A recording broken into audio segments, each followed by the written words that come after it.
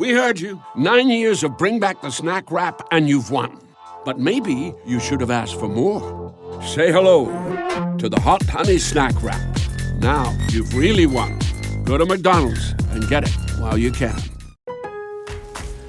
Time is valuable. That's why Lowe's Blueprint Takeoffs turn blueprints into quotes faster.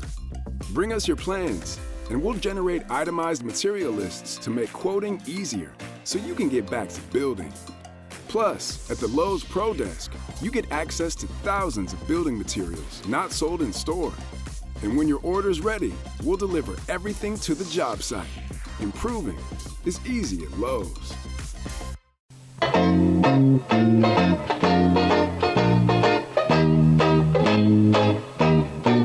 Hey, Matt. Oh, hi. We've been talking a lot about like what things will we do after mandatory fun, because obviously the pool of songs gets much smaller. It does. There is an influx of TV, but that's not really as much as I like doing the TV. I definitely don't want to do like 4 months of us just talking about every time Al voiced a character on a cartoon series. I don't think that's in the vibe of this show. But one of the ideas we pitched was like for fans of, where we deep dive into artists that we think are Weird Al adjacent. Yep. Would you categorize the Aquabats as a band that if you are an Al fan, you should be checking out the music of? Probably. Because the Aquabats are... the fact that we're about to talk about this TV show that the Aquabats made says a lot about how ridiculously unique they are as a band. Because this is the other crazy thing about this. Like, this TV show that they made is Al TV, or the Weird Al Show. It's actually a more successful version of, I think, what Al wanted to do with something like the Weird Al Show. It's insane. And that they got permission to do this, and they were able to put this together, because the Aquabats have also never had success even close to the level that Al has had, and yet they have carved out this incredible like universe. Well, keep in mind that their most successful thing was Yo Gabba Gabba, which we talked about on a previous mailbag episode. That's true, we did. Them creating Yo Gabba Gabba was astronomically more successful for that band overall than any single song or album for them. And I think that the Aquabats Super Show only happens because Yo Gabba Gabba is this unexpected juggernaut, because they, I think as far back as their first or second album, they had already written songs that were on their album that were theme songs to fictional Aquabat shows. Like, I think that this has been brewing in the band's brains since like the mid 90s when they formed, of like, we're a superhero ska punk band that will one day have a Saturday morning kids show about us being superheroes. And it took 2 decades, I think, until they were finally able to like see that dream actually become realized. I mean, the first Aquabats record came out in 1995. They've been a band obviously since like a bit before that. Like, they have an incredible arc. I actually, you know what? I was like, I'm not so sure. And now I feel like I would be ready to do a whole episode of a podcast where we did a deep dive on the Aquabats. Yeah. Because it is truly one of the most unique like success stories in music, I think, that I have ever. I don't know if I could think of many things that compare to this, again, in terms of like essentially this like party ska band that was very like very family friendly, very not. I mean, I assume, Matt Kelly, you grew up enjoying the Aquabats. You love Five Iron Frenzy. This is right in line. This is, I would argue, I was having a conversation with one of the guys in Five Iron where they were saying that the hardest thing for Five Iron as of late is that a lot of their music is much more politically charged, and it's grown as they've grown as adults. And he's like, people still want us to be the Christian ska answer to the Aquabats. And that's just like not who we are anymore. But the Aquabats, I would also argue, one of the few ska bands that I can think of that kind of fully dropped the ska angle pretty like midway through their career and never lost fans or got any real flack about it. You know what I mean? It like did they seem kind that of way, which went was kinda just crazy. new wave out of nowhere. Yeah, because that first, the first couple Aquabats records, I wouldn't even know exactly when they dropped the horns, but like for me, when I was a kid, like the Fury of the Aquabats was a Such a big, great big album. record. Yeah. I think it's the next album. I think literally by the time Floating you get Eye to, of Death, right? Yeah, you get to Floating Eye, and that's very synth heavy. And then when you get to Myths and Legends, like that has like Pool Party on it and Pizza Day, like I don't think those even have horns on them anymore. I think they go very synthy at that point. Yeah, the one that I remember specifically being like, oh wow, this is like a different band was Charge. Yeah, and that album's incredible. That is a That great album album. I do really like that record, but I was like, oh wow, this is like a different band. Like they've moved in a new direction for sure. But I still really liked it. Yeah. But those early records were legendary, and like as a kid getting into like ska punk music, Return of the Aquabats, Fury of the Aquabats, like those were massive discoveries. I felt like as a kid because I heard those a little bit later. And of course, the other, we should say, just a fun fact here, in those early Aquabats records, their drummer was Travis Barker, Yeah. who went on to join Blink-182 and become one of the most famous drummers of the modern age. And do you know the story of how that happened? Because I do think indeed, it's fascinating. Yeah, it's a great story. You want to tell it? Sure. And correct me if I'm wrong, but I believe that it was Blink was either opening for the Aquabats or the reverse, that Aquabats were opening for Blink, but they were on tour together. Yeah. And this was right when Blink had to fire their drummer, Scott. And I believe it happened on the tour. And they did what many bands on tour tend to do, which is like, we don't have time to fly in and audition a new person. So, hey, drummer of other band on this tour, is there any chance you can kind of learn some of our songs and fill in? And I think the story was like the second that the Aquabats saw Travis out of costume playing with Blink by like the second show, they knew that this was probably the last tour they were ever doing with Travis, because he's like, he just gelled with those two guys in a way that he never fully gelled with the Aquabats, and they just like saw the writing on the walls. But as we get to the last thing that we're going to talk about, clearly the relationship has never been severed by that. There was never a feeling of abandonment or anything. No, it was very amicable the way it happened, and respect to the Aquabats, because they saw, same as anybody, that like, oh, this is an opportunity. Yeah. At that time, Blink-182 were touring Dude Ranch, so they had released Damn It, which was an alternative hit. Yeah, that's why I couldn't decide if they would have been the opener or the headliner. Blink were really. headlining. Blink were headlining, but the fact that you weren't even sure does say something about that time period, because Blink were not. They had not exploded yet. The next record they would make, their first record with Travis Barker, was Enema of the State, and that was band. suddenly they are one of the biggest bands in music. But yeah, no, Scott. They had been having problems with their original drummer Scott, who was, I guess, struggling on the road. They were fighting, and he was fired on the road, and they asked Travis if he could step in and learn the material, and Travis apparently learned the entire Blink set so fast and crushed it so hard that by the end of the tour they were like, will you please be our new drummer? Yeah. And the Aquabats were like, yeah, you have to go do this. You have to do and it. You speaking as a musician, like, you never want to lose a member of the band mid-tour. Like, it has to be that's super some bad. serious issues that are hindering your sets for you to make that decision. Yeah. If you do that, like, you're accepting the fact that there's a strong possibility that you are actually going to cancel the rest of the tour. Yeah. Because Travis might have not worked out. Like, they might have been, at a certain point, you can try doing something with someone else, and if it doesn't work, you have to just be like, we gotta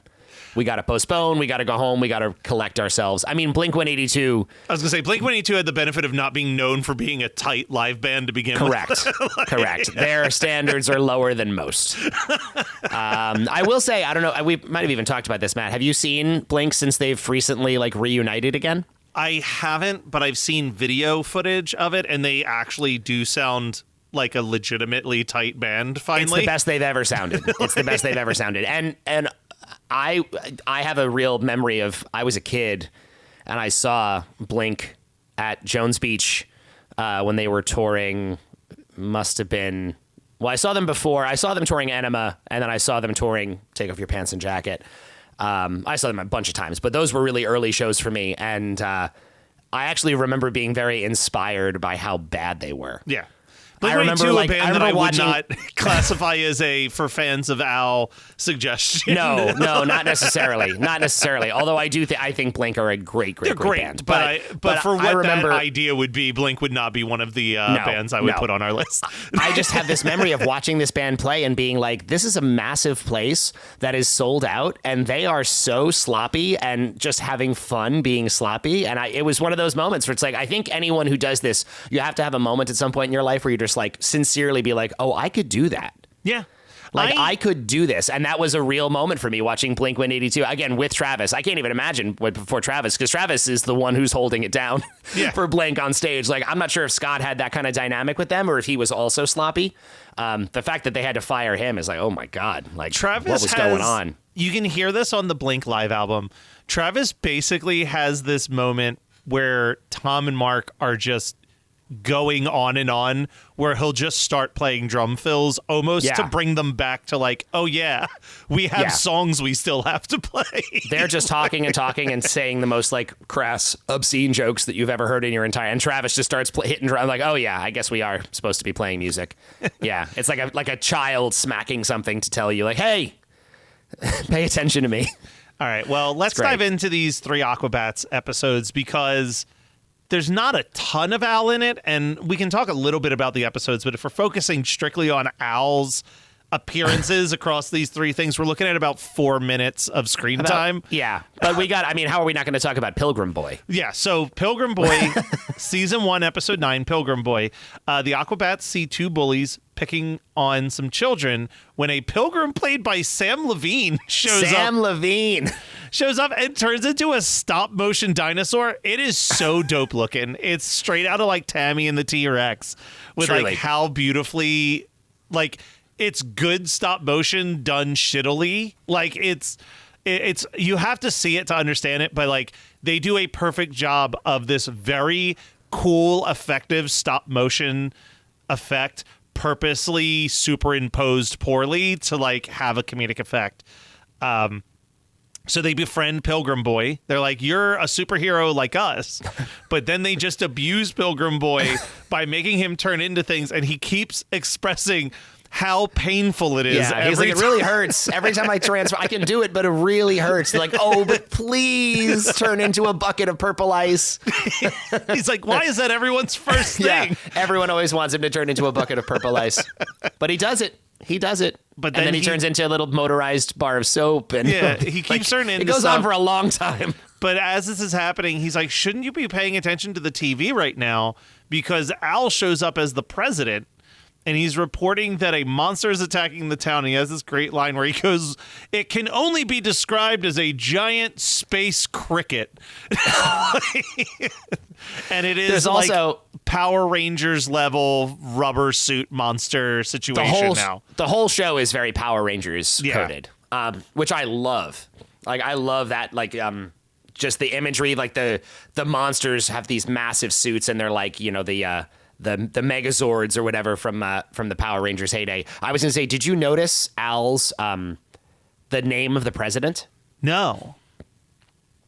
So on screen it says that his name is President Stuncaston, and I was like, that is a really weird name to give this man. And I looked it up. I did not know this. This is an actual term in showbiz. The actual term is stunt casting. Oh, stunt casting. Yeah. Like when you just hire someone for a one-off role as like a big thing to advertise, essentially. I had never heard the term stunt casting before. And the actual definition online, the casting of a very famous actor or other celebrity as a guest star in a movie or TV show in order to garner publicity. Yep. So he is president. It's not stunt casting. He is President Stun Castin. And I learned a new thing. I had never heard that term before. That's great. Talk about a joke that no child will get. No, absolutely. That's a true, that is a joke for them. No one else. Well, eventually the Aquabats pay attention to the TV and they try to convince Pilgrim Boy that he needs to transform one more time to help them stop this space cricket. But Pilgrim Boy feels abused and thinks that the Aquabats are bad people. and transforms into like an Alice in the Wonderland style green caterpillar and like goes and hides in the grass while they have to fight this space cricket on their own. A green cricket character that still has Sam Levine's face on it. Yeah, it's so creepy on the front, and he's just sitting outside in the grass like, I'm mad at you. But eventually they apologize, and he agrees to help take care of this cricket. And how does he help them out there, Matt? Oh, that's a great question. Well, he defeats this space cricket the way that anyone would, which is by turning into Michael Jackson. Yep. And then singing a song that does not sound like something Michael Jackson would sing.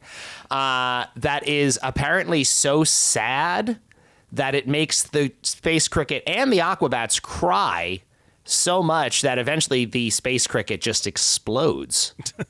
I will say one strike. I never watched the full Aquabats Super Show, but I've watched these 2 episodes. I will say songs written for the show, not great. Not great. On the caliber of what I expect from the Aquabats. Well, and it's funny because I said specifically when we watched that Yo Gabba Gabba, I was like, the music from this is awesome. Yeah. Like the Yo Gabba Gabba music I thought was incredibly impressive. And it seems like this is really just leaning way more into the silly, surreal. Yeah. Yo Gabba Gabba was trying to be an educational show for younger kids than this. And this is more like adolescent kid, like just I'm going to bombard you with surreal silliness. That it just like, how could a kid not laugh at this? Like when one of the guys also, that's how the bug Sam Levine winds up back to them, is that one of them just summons the dude. And the dude is like some psychedelic eagle that flies through the air with like colors behind him. And he just picks up the bug and carries the bug back to them. I don't know how the dude works. I don't either. Unfortunately, I'm not that knowledgeable on the show beyond these 2 episodes. My day kicks off with a refreshing Celsius energy drink, then straight to the gym. Pre-K pickup, back home to meal prep. Time for my fire station shift. One more Celsius, gotta keep the lights on. When the 3-alarm hits, I'm ready. Celsius. Live, fit, go. Grab a cold, refreshing Celsius at your local retailer or locate now at Celsius.com. This episode is brought to you by FX's Love Story, John F. Kennedy Jr. and Carolyn Bessette. Join host Evan Ross Katz on the official podcast for FX's new series, Love Story, John F. Kennedy Jr. and Carolyn Bessette, and go behind the scenes with cast and special guests, featuring Sarah Pigeon, Paul Anthony Kelly, Grace Gummer, and Naomi Watts. FX's Love Story, John F. Kennedy Jr. and Carolyn Bessette, wherever you listen to podcasts.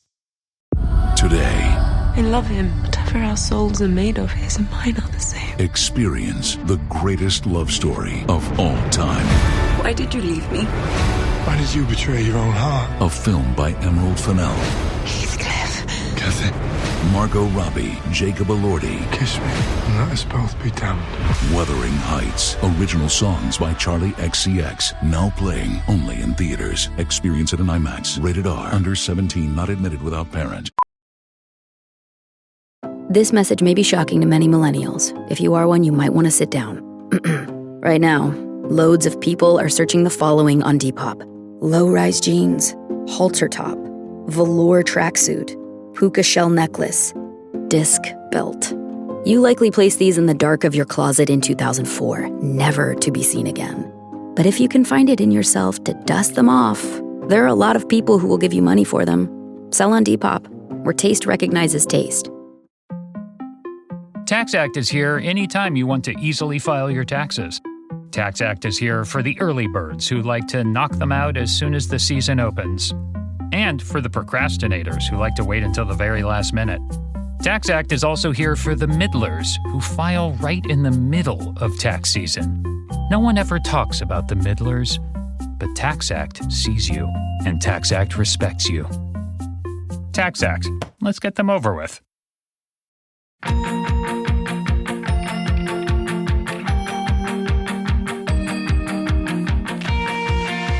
Are you a fan of young adult novels? Have you ever wondered the stories behind the people who wrote your favorite young adult novels? Then join author Eric J. Brown And Alyssa Lube of Netflix's The Circle. every other Tuesday on YAOK. Available on all podcasting apps. Woo!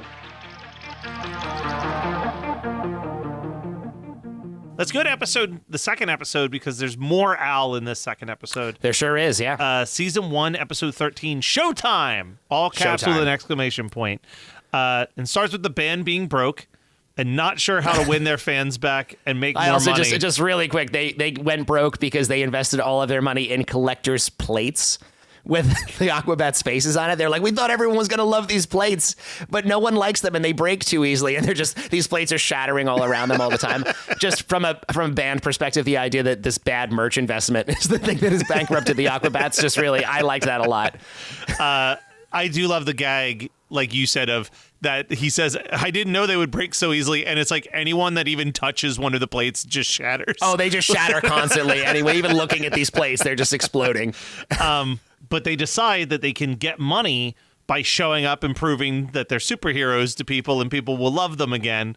And they try to stop an alien invasion, but some much more competent superheroes show up first, including Al, who's playing Super Magic Power Man, who wears a power band across his head that fires lasers. And for a little bit, I was like, is he not going to speak this entire episode? Because he doesn't say a word for like 3 minutes. And I was like, this is some more stun casting situation here. Hilarious that 4 episodes later, he's playing a completely different character. Completely different character, Super Magic Power Man. And I also just wanted to shout out, because I couldn't understand what this reference was, his sidekick, Lanolin Lady. Yeah, could not. What is that reference to? Because I could not figure it out. Lanolin is like, I had to look this up as well. It's wool wax, a natural greasy substance from sheep's wool, prized for its excellent moisturizing properties. I don't know why they would use this name. It's very strange to me. It doesn't make any sense, especially alongside Super Magic Power Man. I just don't get why this woman has sheep's wax wool. I'm sure there's a joke I'm not getting, or this is just an absolutely bonkers show. I think it's the second part. Probably the second because one. Super Magic Power Man defeats the aliens and saves a little girl who was kidnapped by the aliens. Only to find out that the little girl is actually the lead alien, and she kills Super Magic Power Man, blows him up, disintegrates him to just being a skeleton. And Lanolin Lady. And then turns into a giant floating white head that is a rapper from some like comedy finance hip hop band I found out. Oh my God, really? Yeah, I was oh my God, now I need to find this so I can, because I'm like, this feels like I'm supposed to know who this person is, but it's like this band, this rap duo that opened for the Aquabats, and then this guy became one of the main like co-writers of Yo Gabba Gabba. Like he kind of worked his way into the Yo Gabba Gabba world. Bad Credit. That was the name of the group. Bad Credit. The guy's name is Dallas McLaughlin. Yeah. Self-described as financial hip hop. Yeah, it is a parody of bling bling lifestyle portrayed by popular rappers, subverting those themes into songs based on the Wall Street Journal articles and financial responsibilities, with titles like "Balance Your Checkbook." In the fall of 2019, the other member of this group briefly toured as a sub-bassist for the Aquabats. Yep. So there you have it. He apparently also, that same guy, the other guy is Matthew Gorney. Also played bass for Gerard Way from My Chemical Romance when he did his solo touring. So these guys are legit. They're out here doing it. And also they are playing Space Monster M, apparently, is in the name of this insane demon creature that was pretending to be this little girl who we also like. I just love, like, he saves her and she's like, how do you get your powers? He's like, oh, well, they're all here in my headband. And she was like, can I try it on? And he was like, well, I don't know if that's a good idea, but I guess so. And then she just tries it on and immediately just evaporates him. Yeah. Like the second she gets this thing, it's like, oh, wow, you really probably should think twice before giving that to other people. Something that we kind of skipped over with the show that I do think is charming is that no matter how bad the danger is, they constantly stop the show to watch a cartoon for a couple minutes, which is that's like very Pee-wee's Playhouse coded to me. Like, it is very fun with that. Did you catch the cameos from 2 original Aquabats members in this? Oh, I did see. Oh, wait, in the animation thing? No, in the actual live action segment. Oh, maybe not. Maybe I missed it. So the Aquabats are waiting around watching the alien invasion, preparing to get involved, and they bump in to 2 other lesser known heroes, Chainsaw and Catboy, which are the original saxophone and guitarist. Oh, no way. For the Aquabats. I didn't recognize them. I wouldn't have known who they were. That's really, really cool. It was funny. I did note that the Chainsaw Boy thing that was a very Evil Dead style, like his wrist cut off and just a chainsaw on his arm, like where his hand should be. Yeah. And I was like, oh, that's cool. That's probably like an Evil Dead nod of some kind. But I didn't realize those were former Aquabats members. Yeah, that's awesome. Former, and those are their, because all the Aquabats have their fake band member names. Catboy and Chainsaw were their former Aquabat names. There you go. See, so there you go. Like I'm not as well versed in the. That's awesome. That's really, really cool. I love that. Yeah, love that. But yes, they save the day by doing more Power Ranger shtick where Crash. Yeah, the eagle shows giant. up again. Yep, they take care of it. Oh, and then at the end of the episode, they wind up in space. Yes. And it's like, oh no, what's going to happen next week? And then that was the only moment where I was like, is this an actual like narrative show? Like, is there like an arc carrying us through? Kind of. I think it does because it always starts with last time on the Aquabats. I know, but that even seems like that might have been an extra surreal, like. That's true. I do think that there's. I think that there is a slight narrative. I think it is a paper thin narrative, but that it is a narrative. They run for a second season, and then the channel that they were on, The Hub, I believe was the name of the channel, goes under. Right. So the Aquabats decide that they want to make more of the show, and they do a Kickstarter campaign, and that's where we get this third video. The Aquabats Saturday Morning, Episode 1, The Wizard of Hollywood. Yes. This thing is what it's supposed to be. It's a promo video for a Kickstarter to bring back the show. And it starts with MC Bat Commander going to meet the Wizard of Hollywood to see if there's anything that they can do to get the show back. The Wizard of Hollywood is, of course, Jack Black. Of course. And he explains, like, hey, we made this show and we won these TV awards, but the channel that we were on doesn't exist anymore, and we want to try to keep making these things. And Jack Black says that he's going to summon the greatest minds in Hollywood to work on this.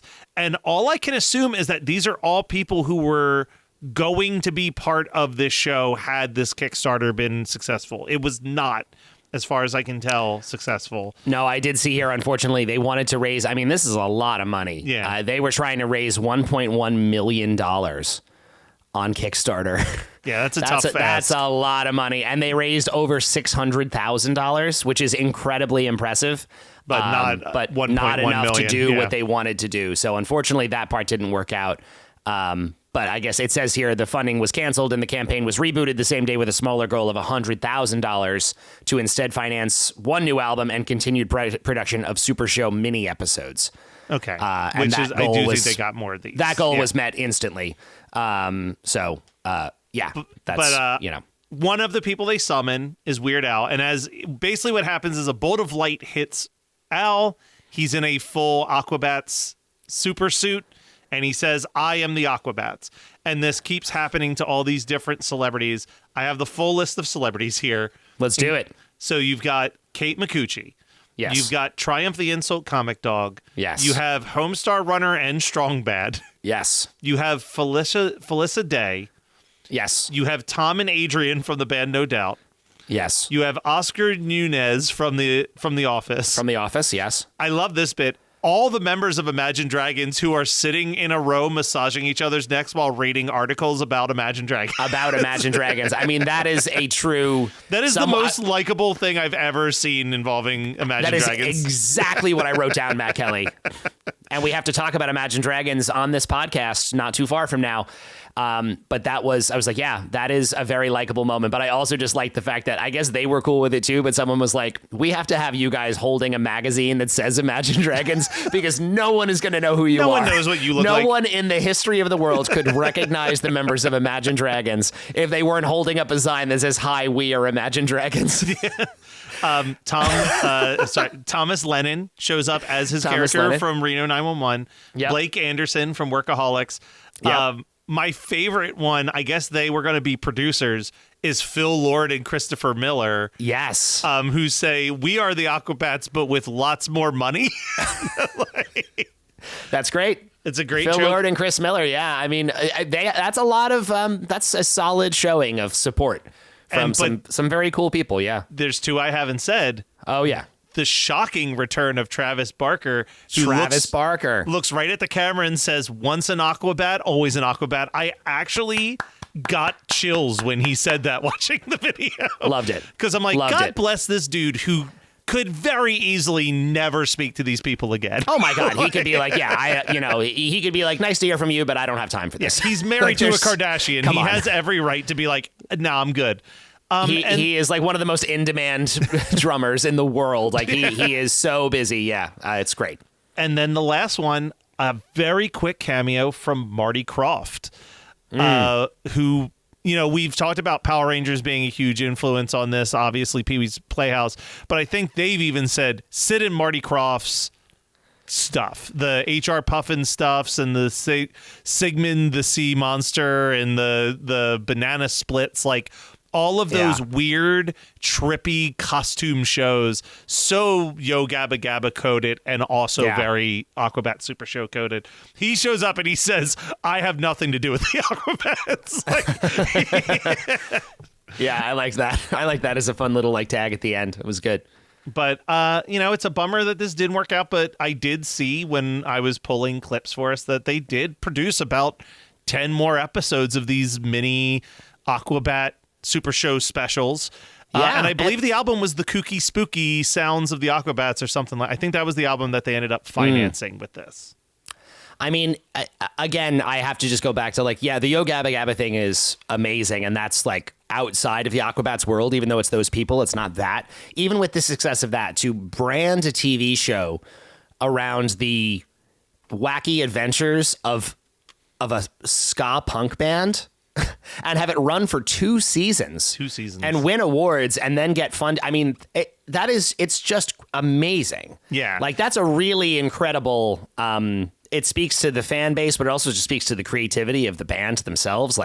Again, this is aspirations that are at an Al level of I am not yes, I'm here to make music and yes, I'm here to do that, but I'm also just they are there to make an impact in a way that I really admire the hustle of the Aquabats. I guess that's what I'm trying to say. When we talked about Yo Gabba Gabba, I think both of our takeaways were oh, this is cool, but we would never go out of our way to watch more of this. I don't think this is top of my list by any stretch of the imagination, but I did walk away from these 3 episodes being I should probably, I think it's 20 episodes total. I should watch these 20 episodes. I thought the same thing. I was I would have fun watching just this whole thing straight through. It is really fun. And like you said, it's a more refined version of what I think Al was trying to do with the Weird Al show. So you watch this and you almost wish that Al had done the Weird Al show even 5 years later when he would have had way more free reign to create something like this. I do sincerely think that was the problem with Weird Al, the Weird Al show, is that it was too early. I think his timing for Al TV was kind of perfect. He was right in the sweet spot for that stuff. But then the Weird Al show, if he had waited and done that at a time where there was, again, these guys were on a network that then doesn't exist anymore. So that's a modern problem to have with these types of things. But if you get a show like that and it's on CBS, the amount of interference, the amount of notes from corporate and generally the competition, the level you are at compared to everything else, it's just such an uphill battle the whole time. So if he had had the opportunity to work with a smaller network, he might have had more of his own control. It might have turned out better and he might have kept doing it for years. I could see the Weird Al show the way Al had probably envisioned it as the perfect lead into Adult Swim. Like at 9:30 at night, right before the 10 o'clock block of like adult cartoons, as that like perfect like lead in. Obviously, that would, I don't know. There's a lot of what if. No, but because even Aquabats here, this has a lot of like Tim and Eric type energy to it. Like a lot of the absurdist, surreal, like hitting you in the head with as much content as possible. And Al was really good at that, and Al could have done that too, but it just wasn't like, at the time he did that show, it wasn't like in fashion, or it wasn't in, I think people just didn't understand what he was trying to do at that moment in time. Well, next week we're talking about an even more out there Tim and Eric type show. And we're talking about a show that, again, took a little time and found a network that was like, oh, we're down for you to make the most, maybe not the most insane talk show of all time, but certainly up there. Yeah. So stay tuned to see what that is next week. Oh, yeah.